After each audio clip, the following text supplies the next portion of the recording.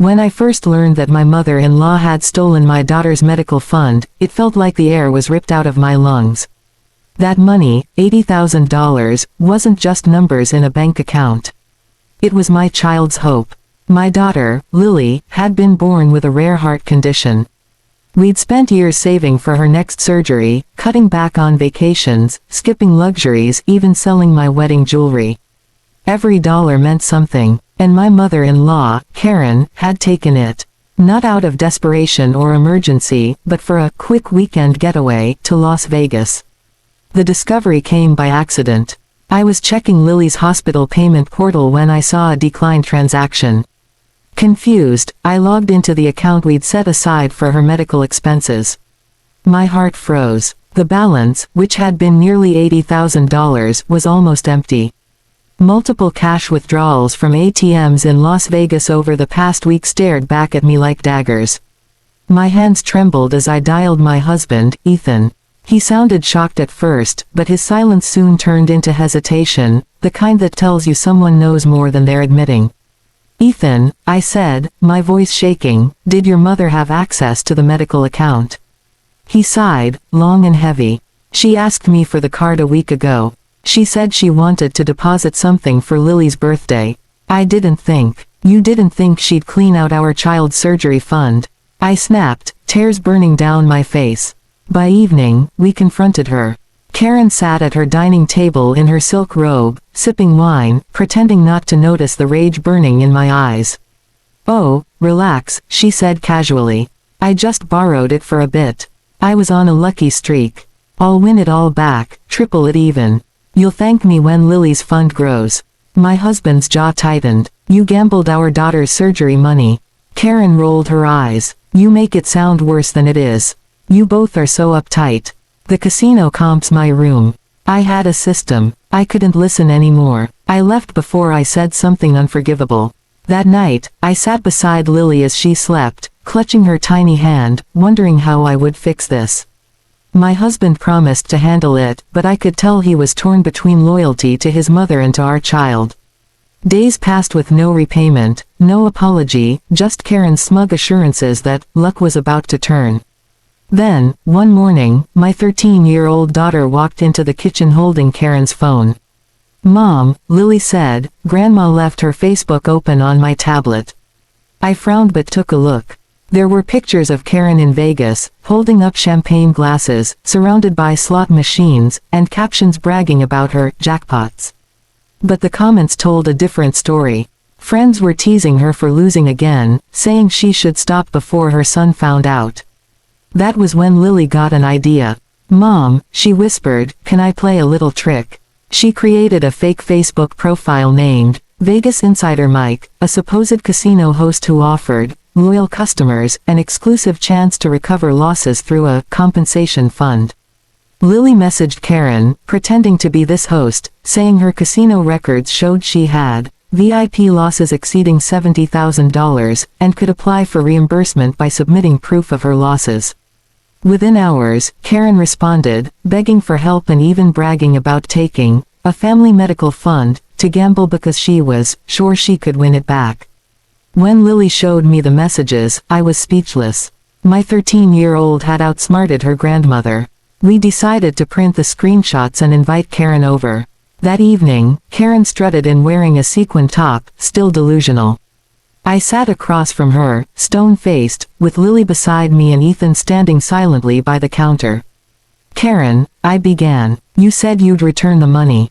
Where is it?" She shrugged. "Don't worry, sweetheart. I'm in talks with a casino manager about compensation." Lily spoke up, her voice calm but sharp. "You mean this manager?" She slid the printed screenshots across the table. Karen's face went pale. Her hands started to shake as she read the messages she'd sent. What is this?" she stammered. "It's you," I said coldly. "You admitted everything. You stole from your sick granddaughter and bragged about it online." Karen's mask cracked. She tried to deny it, then begged, then screamed. At one point, she fell to her knees, howling that we were turning her into a criminal. My husband finally spoke up. "Mom, you did this to yourself. You gambled your granddaughter's chance at life." The next day, I contacted the bank and filed a fraud report. Because the account was joint under our names, the case moved fast. We even got partial reimbursement after proving the withdrawals were unauthorized. Karen's reputation, however, didn't survive. When her friends saw the Facebook screenshots, she became a local embarrassment. Weeks later, Lily had her surgery. She recovered beautifully, stronger than ever. During her hospital stay, she asked me quietly, "Mom, do you think Grandma learned her lesson?" I sighed. "I don't know, honey. But I think she learned she can't outsmart you." After everything my mother-in-law did, I thought she couldn't possibly sink any lower. I was wrong. After stealing and gambling away my daughter's medical fund, she tried to play the victim. She cried to her friends, saying we'd turned the whole family against her, over a small mistake. But karma has a funny way of finding people who think they're smarter than everyone else. And this time, it wasn't me who exposed her, it was my 13-year-old daughter, Lily, who turned the table so perfectly that even I couldn't have planned it better. Weeks had passed since we filed the fraud report and got partial reimbursement from the bank. Lily had just undergone her surgery and was recovering well, but Karen hadn't changed. She'd been calling Ethan non-stop, begging him to forgive her. She even sent apology texts filled with excuses. "I was drunk, I thought I'd win it back, I did it for the family." Each one made me sicker than the last. Ethan felt torn, caught between the woman who raised him and the daughter she betrayed. But Lily, despite her young age, saw everything clearly. "Grandma's not sorry, Dad," she said one night. "She's sorry she got caught." We thought the drama was finally over until one Saturday morning, Karen showed up at our door uninvited, holding a shopping bag filled with gifts. Inside were expensive perfumes, jewelry boxes, and even a designer purse. "Peace offering," she said with a forced smile. "For my girls. I didn't touch any of it." "Did you buy these with casino credit?" I asked sharply. Her fake smile flickered. "You can't still be mad. Families forgive each other, right?" Lily looked her straight in the eye. "Did you pay back my surgery fund, Grandma?" Karen's smile dropped. "Sweetheart, these things take time." "No," Lily said calmly. "They take effort. You haven't made any." Karen turned to Ethan, expecting him to defend her, but he didn't. She tried again, desperate. "You're all being cruel. I was just trying to make some money. You act like I'm a criminal." I took a deep breath. "You are when you steal from a sick child." Karen stormed out, slamming the door behind her. I thought that would be the end of it, but Lily wasn't done. She had this quiet determination in her eyes, a mix of hurt and intelligence far beyond her age. Later that evening, I found her typing on her laptop.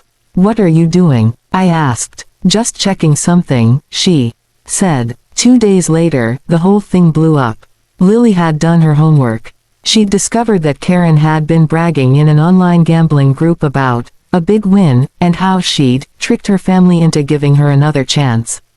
The post even had pictures of her holding casino vouchers and drinks, boasting about her second trip to Vegas. Lily took screenshots and sent them to me and Ethan. "I thought she was broke," I whispered. "She's back at the casino." Ethan looked like he was going to explode.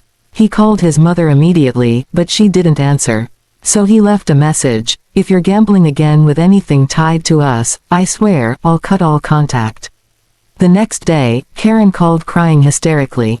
She'd been kicked out of the casino for using a stolen player ID. Apparently, she'd tried to open a new rewards account using Ethan's name to access a credit line. That's when Lily smiled slightly and said, "I guess she just outsmarted herself." But Lily wasn't done. Without telling me, she posted a polite but firm message on Facebook, using her own account. "Some people think gambling is just fun until it costs someone's life. My grandma stole my medical fund for Vegas, but I got better anyway. Please think twice before trusting family who treat money like a game." The post went viral among family and friends. Everyone knew who she meant, even Karen's old bingo circle saw it. Within hours, Karen's phone was flooded with angry messages from relatives and friends demanding explanations. That evening, Karen showed up again, not glamorous this time. Her makeup was streaked from tears, her clothes wrinkled, and she looked defeated. "You all humiliated me," she said, trembling. You let that child destroy my reputation. I looked at her, calm and cold. No, Karen, you destroyed it yourself. Lily walked in, clutching her stuffed bunny, her IV scars still visible on her wrist. Grandma, she said softly, you didn't just take my money. You took my trust. You wanted luck. I just wanted to live. Those words silenced the room. Karen broke down, sobbing uncontrollably. She admitted she'd lost everything, her car, her savings, and her so-called friends. Ethan told her she needed help, not sympathy. He offered to pay for her therapy, but with one condition, she would never have access to our finances again. It took months, but Karen eventually checked into a rehab program for gambling addiction. She sent Lily a handwritten apology letter that said, "You taught me more about responsibility than I ever taught anyone." Lily read it quietly, folded it up, and put it in a drawer. She didn't forgive her yet, but she didn't hate her either. Life started to feel normal again. Lily returned to school, stronger and full of confidence. Sometimes she'd joke, maybe Grandma should have gambled on me instead of Vegas. We'd laugh, though part of me still ached from what happened. Looking back, I realized something powerful. Love isn't just about forgiving, it's about learning who deserves a place in your heart. Karen gambled away trust that could never fully be won back. But my daughter, at just 13, showed more strength, grace, and intelligence than any adult in the room.